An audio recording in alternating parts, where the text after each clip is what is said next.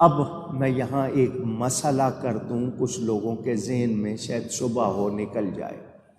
اسلام میں کچھ سزائیں ہیں، چوری کرنے والا مرد ہو یا عورت اس کے ہاتھ کاٹ دو، کوئی بدکاری کرے 100 کوڑے مارو، شادی شدہ کریں تو رجم کرو، سنگسار کرو، پتھر مارو۔ اسی طرح مختلف سزائیں آپ سنتے ہیں۔ مجھے یہ بتائیں، یہ سزائیں کچھ لوگ زبان سے لوگوں کی اکثر کتنی سخت سزائیں ہیں، معاذ اللہ کچھ لوگ کہتے ہیں وحشیانہ سزائیں ہیں۔ اللہ کی مقرر کردہ سزاؤں کے لیے ایسے لفظ کہے جاتے ہیں۔ اب سنو، چوری کی ہو کسی نے، شریعت کے مطابق ثابت ہو جائے، اس کا ہاتھ کاٹا جائے، ساری دنیا کو ٹیلی ویژن پر دکھا دیا جائے، کوئی چوری کرے گا؟ پوچھ رہا ہوں، پوری ملت کی بھلائی ہے اس میں یا نہیں ہے؟ جس جرم پر سزا دی جائے، پہلے تو ہوتا تھا نا کہ چند لوگ دیکھتے تھے، اب تو بہت آسان ہے، ویڈیو بناؤ پوری دنیا کو دکھا دو، جو بھی دیکھے گا ڈرے گا یا نہیں ڈرے گا؟ فائدہ ہے یا نقصان؟ والد صاحب قبلہ رحمۃ اللہ علیہ ٹرین میں ریل گاڑی میں سفر کر رہے تھے، ایک صاحب نے دیکھا جی مولانا صاحب بیٹھے ہیں، اس نے کہا میں کچھ مسئلے معلوم کر لوں۔ اس نے کہا جی یہ اسلام کی سزائیں بہت سخت ہیں، پہلا زمانہ تھا، اس وقت لوگ گوار تھے، اجڑ تھے، تعلیم یافتہ نہیں تھے، مہذب نہیں تھے، سویلائز نہیں تھے، لرنڈ نہیں تھے، ان کے لیے وہ سزائیں ٹھیک۔ اب لوگ پڑھ لکھ گئے ہیں، ماڈرن ہو گئے ہیں، سویلائزڈ ہو گئے ہیں، اب وہ سزائیں درست نہیں ہیں۔ اگر اس کو فوراً ڈانٹ دیتے تو اس کو تو مسئلہ سمجھ نہیں آنا تھا، طریقے سے بات کرنی۔ والد صاحب نے کہا یہ بتاؤ، جاہل کو سزا زیادہ ملنی چاہیے یا پڑھے لکھے کو؟ جو جاہل ہے اس کو تو انجام معلوم نہیں کہ میں جو کچھ کر رہا ہوں اس کا نتیجہ کیا ہوگا، اس کے اثرات کیا ہوں گے، لیکن ایک شخص پڑھا لکھا ہے، سمجھدار ہے، اس کو پتہ ہے کہ اس کے مجھ پر اور دوسروں پر اثرات کیا ہوں گے، تو کون زیادہ سزا کا مستحق؟ اس نے کہا پڑھا لکھا، پڑھا لکھا زیادہ مستحق ہے۔ تو والد صاحب نے کہا اب آپ کی بات کا خود آپ سے جواب ہو گیا کہ اگر پہلے لوگ پڑھے لکھے نہیں تھے، ان کے لیے اتنی سخت سزائیں تھیں، تو پڑھے لکھوں کے لیے تو زیادہ سخت ہونی چاہیے۔ اس کی سمجھ میں بات آ گئی۔ آج جو لوگ اسلامی سزاؤں کو برا کہتے ہیں، مثلاً آپ کے ملک سے کچھ عرصہ سزائے موت ختم کر دی گئی تھی، پھانسی کی سزا آپ کے ہاں غیروں کے کہنے پر آپ نے ختم کر دی تھی، کتنے جرم بڑھ گئے، دوبارہ آپ نے پھانسی کی سزا رکھی ہے، جرموں میں وہ والے جرم کم ہو گئے، لیکن آپ کے ہاں عدل نہیں ہوگا، نظام عدل نہیں ہوگا تو معاشرہ ٹھیک رہے گا نہیں۔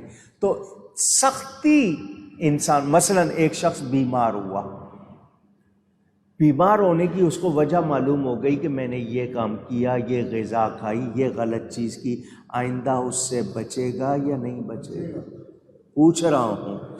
تو یہ جو تکلیفیں آتی ہیں نا، یہ ہمیں سنبھلنے کا موقع دیتی ہیں، سنورنے کا موقع دیتی ہیں۔ آپ کسی اس راستے پہ جا رہے ہیں، اچانک وہاں پر آپ کو کوئی چیز پیش آ گئی، آپ اس راستے کے بارے میں پہچان لیتے ہیں، یہاں یہ راستہ بدل لیتے ہیں، تو آپ کو جب بھی کوئی تکلیف پہنچتی ہے وہ آپ کو سنبھلنے کا، سنورنے کا، سدھرنے کا، بچنے کا طریقہ ملتا ہے، بتاتی ہے۔ تو تکلیف کو برا نہ کہو، اپنے ایمان کو ٹٹولو، ذرا اپنے حال کو ٹٹولو کہ کر کیا رہے ہو، شکایت نہ کرو، تمہیں فائدہ ملے تو جی ہم ہیں جی، اور اگر ذرا سی بھی تکلیف آ جائے تو فوراً کہ جناب آپ لوگ شکایتوں کے انبار کھول دیتے ہیں۔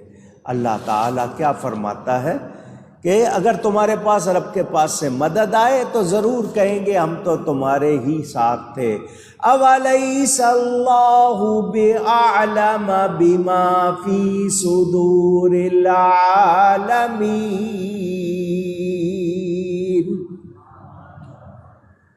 کیا اللہ خوب نہیں جانتا جو کچھ جہان بھر کے لوگوں کے دلوں میں سینوں میں ہے؟ اللہ کے سوا کوئی خوب جاننے والا نہیں، اللہ تعالیٰ سب کو جانتا ہے۔ میرے دوستوں اور بزرگوں، ہمارا دل چاہتا ہے کہ ہمیں لوگ اچھا کہیں، ہم اچھے دکھنا چاہتے ہیں، اچھے بننا نہیں چاہتے۔ دکھیں تو اچھے، لیکن ہم جیسے ہیں بس ہم جو کر رہے ہیں وہ ہمیں کوئی نہ روکے۔ تو اچھا نہیں کریں گے تو کیا اچھے دکھیں گے؟ پوچھ رہا ہوں، آپ خود کہہ رہے ہیں، جواب دے رہے ہیں، تو پھر ہم سنبھلتے کیوں نہیں ہیں؟ کیوں نہیں سنبھلتے؟ ہمیں ناپاک نہیں رہنا چاہیے۔ غلط لفظ، ناپاک ہونے سے مراد یہ نہیں کہ گندگی لگ جائے، غلط غذائیں کھا رہے ہیں، غلط کما رہے ہیں، غلط بول رہے ہیں، تو یہ ساری ناپاکی کی باتیں ہیں۔ تو جو پاک ہوتا ہے نا، اس میں صبر بھی ہوتا ہے، تحمل برداشت بھی ہوتی ہے۔ جو ناپاک ہوگا وہ شور کرے گا، غلط غذائیں کھانے والے، غلط کام کرنے والے۔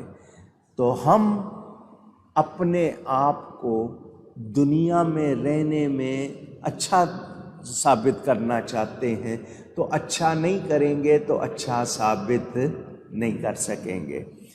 اب آپ صوفیاء کو دیکھیں، یہ صوفیاء کرام اپنی خواہشات پر قابو پا لیتے ہیں۔ خواہشیں ہر ایک کے ساتھ ہیں، یہ کھاؤں، یہ کروں، یہ مجھے ملے، ایسا ہو ویسا ہو، سب کی خواہشات کی چادر سکیڑیں گے تو سکڑے گی، پھیلائیں گے تو اس کو آپ سمیٹ سکتے نہیں۔ تو صوفیاء خواہشات پہ قابو پا لیتے ہیں، روکھی سوکھی کھاتے ہیں، ترنے والے نہیں کھاتے۔ آپ کا یمی فوڈ جو آپ کو بہت پسند ہے وہ لوگ روکھی سوکھی کھائیں گے، وہ نیند قربان کریں گے، زبان پر قابو رکھیں گے، لباس کے بارے میں بہت اعلیٰ نہیں پہنیں گے، کوشش کریں گے سادے وہ خواہشات پر قابو پا کر کیا کرتے ہیں؟ نفس کو کنٹرول کر لیتے ہیں۔ ہمارا کیا حال ہے؟ ہم نے نفس کو کنٹرول نہیں کیا تو ہمارے نفس نے ہم کو کنٹرول کر لیا ہے۔ اب وہ جو کہتا ہے ہم کرتے ہیں۔ ہونا یہ چاہیے کہ ہم جو چاہیں وہ ویسا کریں۔ الٹا معاملہ ہو گیا تو جب وہ اللہ کی رضا پہ راضی ہو جاتے ہیں پھر کیا ہوتا ہے؟ کرم ہو جاتا ہے۔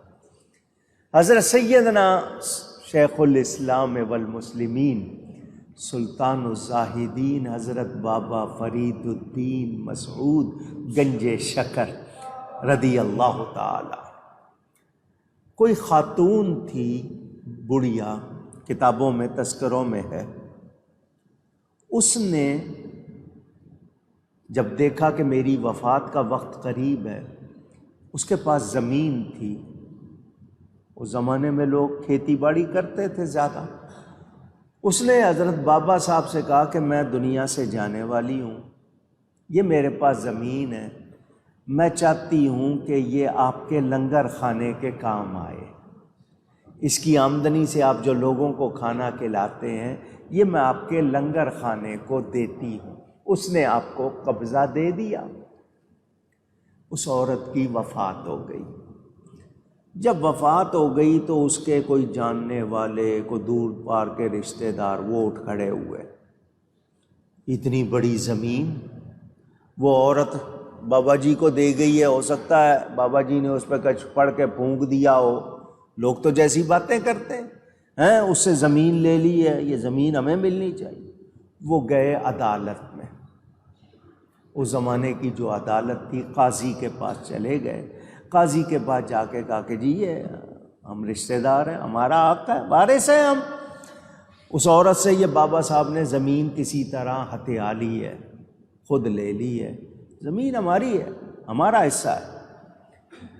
جج نے، قاضی نے بابا صاحب کو بلایا، بابا صاحب تشریف لے گئے، کورٹ میں، عدالت میں تشریف لے گئے۔ اس نے کہا کہ یہ جو زمین آپ کے پاس ہے یہ آپ کی ہے؟ فرمایا ہاں میری ہے۔ آپ کو کس نے دی ہے؟ فرمایا جو اس کی مالکہ تھی اس نے مجھے دی ہے۔ کہیے اس کے وارث موجود ہیں؟ یہ کہتے ہیں ہمارا حق ہے۔ فرمایا وہ مجھے دے گئی ہے، میرے قبضے میں دے گئی ہے، یہ میری ہے۔ اس نے کہا آپ کے پاس ثبوت کیا ہے؟ آپ کے پاس ثبوت کیا؟ آج کل تو کاغذ بنتے ہیں نا، اسٹامپ پیپر بنتے ہیں، جناب لوگوں سے لکھوا پڑھوا کے وہ دستخط کرا کے کیا کچھ ہوتا ہے۔ بابا صاحب نے کہا زمین پر چلو، جو زمین ہے نا وہاں چلو، اس زمین سے پوچھ لو تو کس کی ہے۔ زمین سے پوچھ لو تو کس کی۔ قاضی صاحب کہنے لگے زمین بولے گی بتائے گی؟ فرمایا آؤ۔ وہ سارے لوگ جتنے تھے وہ سب وہاں زمین پہ چلے گئے۔ بابا صاحب نے کہا زمین سے پوچھو۔ میں کہا جی آپ ہی پوچھ لیں۔ آپ نے فرمایا اے زمین تو بتا تو کس کی ہے؟ پھیلی ہوئی زمین، ایک ایک ذرے سے آواز آ رہی ہے بابا صاحب کی۔ زمین کہہ رہی ہے میں بابا فرید کی ہوں، آپ کا نام مسعود ہے، فرید الدین لقب ہے، بڑی شان، بڑا مرتبہ۔ قاضی صاحب نے پوچھ لیا حضرت یہ زمین کا ذرہ ذرہ گواہی دے رہا ہے، فیصلہ تو ہو گیا، لیکن یہ شان کہاں سے ہے؟ اس زمین کا ذرہ ذرہ بھی آپ کا نام لے رہا ہے، گواہی دے رہا ہے۔ فرمایا میری اتنی عمر ہو گئی ہے، 40-50 سال جتنی ہو گئی ہے، میں نے رب کی ہر بات مانی ہے۔ یہ بات سنانی تھی جس کے لیے پورا واقعہ سنا۔ فرمایا میں نے رب کی ہر بات مانی ہے، اب وہ میری ہر بات مان لیتا ہے، اور رب کے ہو جاؤ۔ ہم چلا اٹھتے نہیں جی، تکلیف کیوں آئی ہے، مصیبت کیوں؟ اللہ سب کا حال جانتا ہے۔ یہ تکلیفیں ہمارے سنبھلنے کو آتی ہے، سدھرنے کے لیے آتی ہے، ہمیں اچھا بنانے کے لیے۔ ہمیں ہرگز شکایت نہیں۔ اپنے حال کو دیکھو، فوراً چیک کرو کہ مجھ سے کیا غلطی ہوئی، مجھ سے کہاں نافرمانی ہوئی، فوراً چیک کرو اور اس کی اصلاح کرو۔ یہ کس کا کام ہے؟ سمجھدار کا۔ دوسرے کہتے ہیں جی موسم ایسا ہو گیا ہے، یوں ہو گیا، وہاں ہو گیا، ان کو نہیں لگتا کہ جی ہم نے کوئی خطا کی ہے، وہ اسی طرح رہتے ہیں، پھر ان کا حال اور برا ہو جاتا ہے۔ سنیں